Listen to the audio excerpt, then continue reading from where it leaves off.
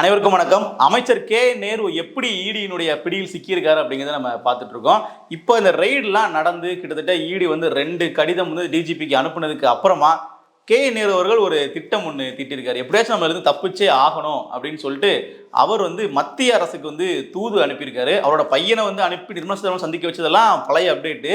இப்போ ஒரு லேட்டஸ்ட்டாக வந்து என்ன பண்ணியிருக்காரு அப்படின்னு பார்த்தீங்கன்னா, ஆந்திராவினுடைய முதலமைச்சர் சந்திரபாபு நாயுடு அவர்கள்கிட்ட சொல்லி பிஜேபிக்கு தலைமையில் கொஞ்சம் பேசுங்க, என்ன கொஞ்சம் ஃப்ரீ பண்ணி விடுங்க அப்படின்னு சொல்லி கேட்டிருக்காரு.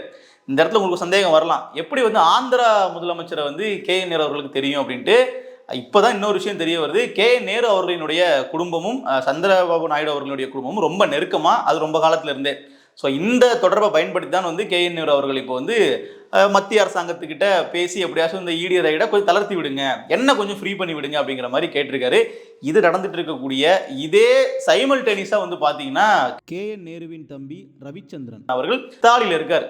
எதுக்கு திடீர்னு அவர் இத்தாலி போறாரு அப்படின்னு கேட்டிங்கன்னா, அங்கே வந்து சில மூலதனங்களை செய்வதற்காக சில நிறுவனத்தினுடைய தலைவர்களை வந்து பார்க்கறதுக்காக அவர் போயிருக்காரு. அப்படி அங்கே போன இடத்துல வந்து பார்த்தீங்கன்னா, தமிழ்நாட்டில் இருந்து இன்வெஸ்ட்மெண்ட்டை வந்து அப்படியே இத்தாலியில் கொண்டு போயிட்டு சேஃப் ஜோனாக வைக்கிறதுக்காக ஒரு திட்டம் ஒன்று தீட்டியிருக்காங்க. அதையும் வந்து பார்த்தீங்கன்னா இடி வந்து இப்போ ட்ராக் பண்ணி வச்சிருக்கிறதா ஒரு செய்தி.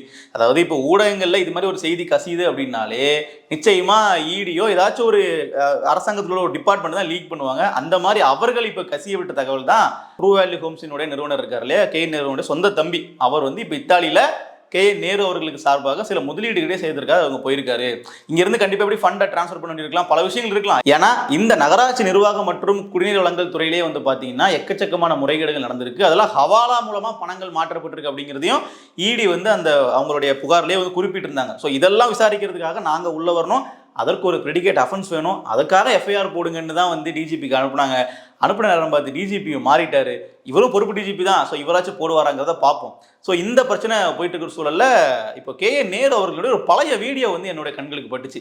இந்த வீடியோ பொருத்தி பார்க்கும்போது இந்த சூழலுக்கு ரொம்ப வந்து அப்படியே பக்காவாக மேட்ச் ஆகுது. என்ன அப்படின்னா, ஒரு 4 வாரத்துக்கு முன்னாடி, கிட்டத்தட்ட 1 மாத காலத்துக்கு முன்னாடி வந்து பார்த்தீங்கன்னா கே நேரு அவர்கள் ஆந்திராவில் உள்ள திருப்பதி கோவிலுக்கு வந்து பார்த்தீங்கன்னா 44 லட்சம் ரூபாய் வந்து நிதி உதவி பண்ணார், டொனேஷன் வந்து கொடுத்தாரு. அப்போவே வந்து பல பேர் வந்து கேள்வி கேட்டாங்க, எதுக்காக கே நேரு அவர்கள் திருப்பதி கோயிலுக்கு வந்து பணம் கொடுக்குறாரு, இங்கே கோயில்களா இல்லை, திருச்சியில் ஸ்ரீரங்கம் இருக்குது, என்ன எத்தனையோ கோயில் இருக்கே, ஏன் வந்து இங்கெல்லாம் கொடுக்காம அங்கே போய் கொடுக்குறாருன்ட்டு கேள்வி வந்துச்சு.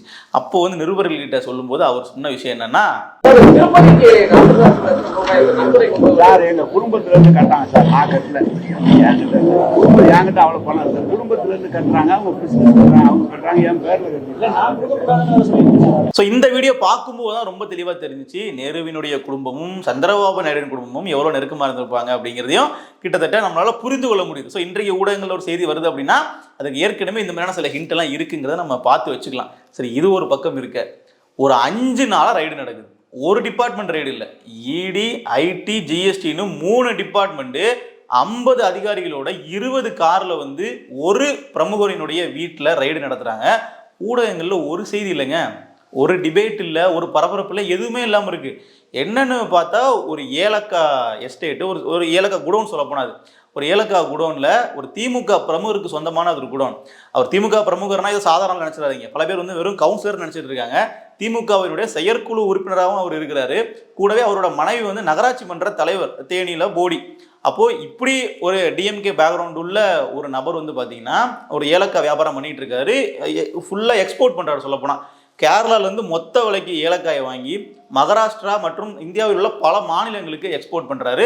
அது தப்பா அப்படின்னா தப்பு இல்லை, அதெல்லாம் பண்ணலாம். வெளிநாடுகளுக்கு எக்ஸ்போர்ட் பண்ணுறாரு, அதுவும் ஒரு சிறந்த பிஸ்னஸ் தான், ஒன்றும் தவறு கிடையாது. அரசியல்வாதிகள் தொழில் பண்ணக்கூடாதுன்னு இல்லை. ஆனால் இவர் என்ன பண்ணியிருக்காரு தெரியுமா, ஜிஎஸ்டி வரி ஏய்ப்பு பண்ணியிருக்காரு. அது எப்படி பண்ணியிருக்காரு அப்படிங்கிறத பாருங்க. இங்கே பல பேர் ஜிஎஸ்டி வச்சிருப்பீங்க, உங்களுக்கும் தெரியும். இன்புட் டாக்ஸ் கிரெடிட் அப்படின்ட்டு ஒன்று இருக்கும். அதாவது இவர்கள் வந்து ஜிஎஸ்டியை கட்டக்கூடிய பணத்தை ஒரு நிறுவனத்தின் பேரில் ஏதாச்சும் அவர்கள் செலவு பண்ணுறாங்க இல்லை வாங்குறாங்க அப்படின்னா அவர்களுக்கு திருப்பி இது கொடுத்துருவாங்க சேல்ஸ் அண்ட் சர்வீஸ் டாக்ஸில். ஸோ அந்த மாதிரியான ஒரு விஷயத்தை தான் வந்து பார்த்தீங்கன்னா இவர் வந்து முறைகேடாக பண்ணியிருக்காரு. கிட்டத்தட்ட அவர்கிட்ட வந்து 500க்கு மேலே எம்ப்ளாயிஸ் வந்து இருக்கிறாங்க அப்படின்னா அவங்க எல்லாரோட பேர்லையும் தனித்தனியாக ஜிஎஸ்டி அக்கௌண்ட் ஓப்பன் பண்ணி அவர்கள் எல்லாமே வந்து பார்த்தீங்கன்னா இந்த நிறுவனத்துக்காக செலவு பண்ண மாதிரி இண்டிவிஜுவலாக இவரே மொத்தம் வச்சுட்டாருன்னா வரி அதிகமாக கட்டாருன்னு சொல்லிட்டு தனித்தனியாக அந்த தொழிலாளர் எல்லாத்தையுமே வந்து பார்த்தீங்கன்னா கணக்கு காட்டி அவரோட டாக்குமெண்ட்ஸ்லாம் வச்சு ஃபேக்காக வந்து அவர் ஒரு கம்பெனி ரெஜிஸ்டர் பண்ணி அது மாதிரி பண்ணி என்ன பண்ணிட்டாங்கன்னா கடைசியில் அவர் வரியை வந்து பல கோடிக்கு வந்து ஏய்ப்பு பண்ணியிருக்காங்க. எத்தனை கோடிங்கிறது நம்பர்ஸ் கரெக்டாக அவங்க சொல்லலை. இருந்தாலும் கிட்டத்தட்ட ஒருத்தங்கிட்ட கேட்டால் 1000 கோடின்றாங்க, இன்னும் சில பேர் அதை விட அதிகம்ன்றாங்க. அது நமக்கு நம்பர்ஸ் என்னங்கிறது தெரியல. இருந்தாலும் அது ஒரு பெரிய அமௌண்ட். அதனால தான் வந்து பார்த்தீங்கன்னா 5 நாள் ரைடு பண்ணியிருக்காங்க. கிட்டத்தட்ட முதல் நாள் வந்து ஆல் ஆப்ஸ்காண்ட் தலைமறைவு. அவருடைய பேர் வந்து சங்கர், ஆக்சுவலாக அவங்களோட மனைவி பேர் ராஜராஜேஸ்வரி. இந்த 2 பேருமே வந்து ஆப்ஸ்காண்டு. இந்த தொழிலை வந்து அவர் பண்ணுறதுக்கு அவரோட பையன் லோகேஷும் உறுதுணையாக இருந்திருக்காரு. ஸோ இப்படிப்பட்ட ஒரு சம்பவம் நடந்திருக்கு. ஆனால் எந்த இதுலேயும் ஒரு பரபரப்பான செய்தியே இல்லைங்க. ஒரு நாள் ஒரு அமைச்சர்கள் ரைடு போனால் கூட அவ்வளோ முக்கியத்துவம் கொடுக்கக்கூடிய ஊடகங்கள் இதற்கு ஏன் கொடுக்கல அப்படின்ட்டு நமக்கு ஒரு கேள்வி வரும் இல்லையா? ஒரு ஊடகங்கள் அதிகமாக ஒரு செய்திக்கு வந்து முக்கியத்துவம் கொடுக்குறாங்கனாலும் நம்ம யோசிக்கணும், ஒரு விஷயத்தை வந்து கண்டு காணாமல் போகிறாலும் நம்ம யோசிக்கணும். இங்கே அப்படி யோசிக்கிறதுக்கு என்ன இருக்குன்னா, இவர் வந்து திமுகவில் பல நபர்களுக்கு வந்து பினாமியாக செயல்படுறதுக்கான வாய்ப்புகள் இருக்குன்னு சொல்லப்படுது. வாய்ப்புகள் இருக்குன்னா இல்லை, பல பேர் இவர் தான் பினாமினே சொல்கிறாங்க. இன்னும் சொல்லப்போனால் கேரளாவில் பல ரெசார்ட்டுகளை வந்து இங்கே இருக்கக்கூடிய திமுக பிரமுகர்களுக்கு வந்து வாங்கி கொடுத்ததுல இவர் ஒரு இடைநிலை தரகராகவோ இல்லை இவர் மூலமாக தான் பல விஷயங்கள் நடந்திருக்கிறதா சொல்லப்படுது. ஸோ இங்கே இருக்கக்கூடிய திமுக பிரமுகர்களுடைய சொத்துக்களை வந்து அப்போது கைமாற்றி விடுறது, இல்லை ஒரு இடங்களை வந்து வாங்கி கொடுக்கறது போன்ற வேலைகள் மட்டுமில்லாமல் தேர்தலுக்கு விநியோகம் பண்ணுறதுக்கு தேவையான பணத்தை வந்து பதுக்கி வைக்கக்கூடிய இடமாக அந்த ஏலக்காய் கூட இருந்ததாகவும் ஒரு தகவல் வருது. இப்போது கட்சியிலேருந்து தலைமையிலேருந்து பணம் கொடுப்பாங்க, தேர்தலுக்கு முன்னாடியே ரொம்ப நாளைக்கு முன்னாடியே ஒரு இடத்துல பதுக்கி வச்சுருவாங்க. அதை வந்து டைம் வரும்போது டிஸ்ட்ரிபியூட் பண்ணுவாங்க தேர்தலுக்கு சில நாட்களுக்கு முன்னாடி. ஸோ அதெல்லாம் வந்து கடைசி கட்டத்தில் கொண்டு போனாங்க அப்படின்னா கெடுபடியாக இருக்கும். என்னதான் ஆளுங்கட்சியாக இருந்தாலும் அந்த சமயத்தில் ஆளுங்கட்சிக்கு பவர் இருக்காது. ஸோ பவர் இருக்கும்போதே பணத்தை பதுக்கி வச்சிடலாம், பின்னாடி டிஸ்ட்ரிபியூட் பண்ணிக்கலாம் அப்படிங்கிற சிஸ்டம் தான். அதில் வந்து வேட்பாளர் செலவு பண்ணுறதுங்கிறது வேற, கட்சி தலைமையிலிருந்து கொடுக்கக்கூடிய நிதி முன்னாடியே இது மாதிரி போய் பதுக்கி வச்சுருவாங்க அப்படிங்கிறது தான் ஒரு செய்தி. அப்போ அந்த மாதிரி ஒரு பதுக்கி வச்ச இடமாவும் இது இருந்திருக்கு. அதை வந்து இடி ரைடு பண்ணும்போது கண்டுபிடிச்சிட்டாங்க அப்படிங்கிற மாதிரி சொல்கிறாங்க. இங்கே இடி ரைடு எல்லாமே திட்டம் போட்டு பண்ணுறதா கூட இருக்கிறது இல்லைங்க. இவர்கள் வேற ஒரு விஷயத்துக்கு ரைடு போகிறாங்க. அந்த ட்ரூ வேல்யூ ஹோம்ஸ் ராமச்சந்திரனோட அலுவலகத்தில் போகும்போது அதே மாதிரி தான். ட்ரூ வேல்யூ ஹோம்ஸ் வந்து ரியல் எஸ்டேட் கம்பெனி, அவர்கள் வந்து ஏதோ ஒரு வரி மோசடி ஈடுபட்டாங்க, அவர்கள் வந்து ஏதோ ஒரு பண மோசடி ஈடுபட்டாங்கன்னு சொல்லி போய் அங்கே போய் ரைடு, அவர்கள் வந்து ஏதோ ஒரு பணப்பரிமாற்றத்தை வந்து மோசடி பண்ணிட்டாங்கன்னு சொல்லி ரைடு பண்ணும்போது தான் கேஎன் நேரு சம்பந்தப்பட்ட துறையில் உள்ள பல விஷயங்களும் அகப்படுது. கிட்டத்தட்ட வேலை வாய்ப்பில் வந்து இந்த அளவிற்கு வந்து அவர்கள் வந்து லஞ்சம் வாங்கியிருக்காங்க, ஒப்பந்ததாரர்கிட்ட இவ்வளோ கமிஷன் வாங்கியிருக்காங்க அப்படிங்கிற விஷயங்கள்லாம் பின்னாடி தெரிய வருது. இங்கேயும் கிட்டத்தட்ட அதே மாதிரி தான், இவர் வந்து வரி ஏய்ப்பு பண்ணியிருக்காருன்னு சொல்லி பார்க்க போன இடத்துல இந்த விஷயங்கள்லாம் கிடைச்சிருக்கிறதா செய்தி. ஸோ இதனுடைய ஒரு ஆழமாக அவர்கள் தேடி பார்க்கும்போது திமுகவினுடைய பல நபர்கள் இதை மாற்றுறதுக்கான வாய்ப்பு இருக்கிறதா சொல்லப்படுது. இப்போது இதை கண்டுபிடிக்கிறாங்க அப்படிங்கிறது ரெண்டாவது. இப்படி ஒரு ரைடு நடந்துகிட்டு இருக்கு, இந்த மாதிரி வந்து பல பிரமுகர்கள் வந்து மாட்ட போறதா சொல்றாங்கன்ற செய்தி ஒரு சில குறிப்பிட்ட ஊடகங்கள்ல அது ஒரு கட்டுரையா வெளியாகுதே தவிர இது ஏன் ஒரு விவாதமா மாற்றப்படலை அப்படிங்கிறது முக்கியமான கேள்வி வருது இல்லையா? இப்போ இன்னைக்கு வந்து பாத்தீங்கன்னா கேஎன் நேருவோட கேஸ் கூட ஓரளவுக்கு என்னன்ற செய்தியா வெளியிட்டாங்க ஊடகங்கள். இப்போ இப்படி 5 நாளா ரைடு, 1000 கோடி வரி ஏய்ப்புலாம் தகவல் வருது. இதனுடைய உண்மை என்ன? இல்லை உண்மை இல்லைன்னா சொல்லுங்களேன். இல்லைங்க அந்த இடி அதிகாரிகள் போனாங்க, ஆனால் அங்கே எதுவும் மாட்டல, எதுவும் கிடைக்கலன்னா சொல்லுங்களேன். அந்த மாதிரி ஒரு செய்தி கூட சொல்லப்போனால் இதில் கிடைக்கிறது இல்லை. இதில் வந்து ஈடியினுடைய போக்கை நம்ம வந்து கவனிக்கணும். சமீப காலமாக ஈடி வந்து ரொம்ப அதிகமாக இது மாதிரியான விஷயங்களை ஈடுபடுறாங்க.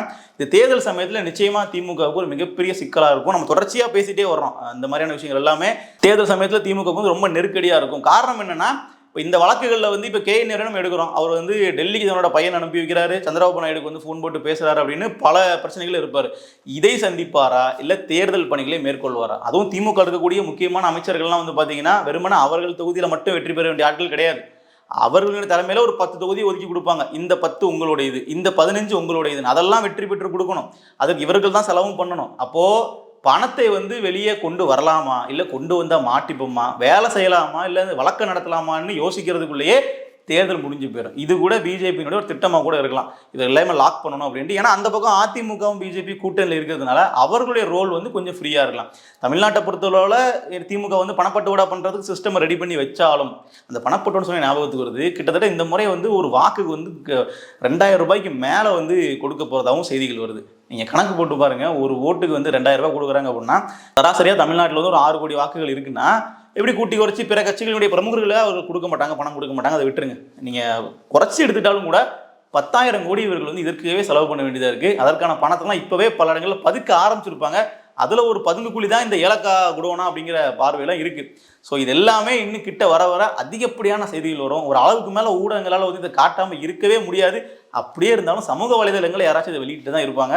நாம் அதை பற்றின விஷயங்கள் தொடர்ச்சியாக பேசிக்கிட்டே இருப்போம். ஈடி வந்து வெறுமனா பிடிக்கிறதோடு இல்லாமல் இதுக்கு தண்டனை வாங்கி கொடுக்குற அளவுக்கு நீங்கள் கொண்டு போகணும் அப்படிங்கிறத நம்ம வைக்கக்கூடிய விஷயமா இருக்குது. ஏன்னா உங்ககிட்ட ஆரம்பம்லாம் நல்லா தான் இருக்குது, ஆனால் ஃபினிஷிங் சரியில்லை அப்படிங்கிற மாதிரி எடுத்த உடனே ரைடுங்கிறாங்க, இவ்வளோ ஆவணங்கள் எடுத்துகிட்டு வாங்குறாங்க, ஆனால் பின்னாடி வந்து அப்படியே டவுன் ஆயிடுது. அப்படி ஆகாமல் தேர்தலுக்காக பண்ணுறீங்களோ, எலெக்ஷனுக்காக பழி வாங்குறீங்களோ, எதையாச்சும் ஒன்று பண்ணியாச்சும் இங்கே பல பேர்கிட்ட பதுக்கி வச்சுக்கிற பணத்தை வெளியே கொண்டு வந்தீங்கன்னா நல்லது. நன்றி.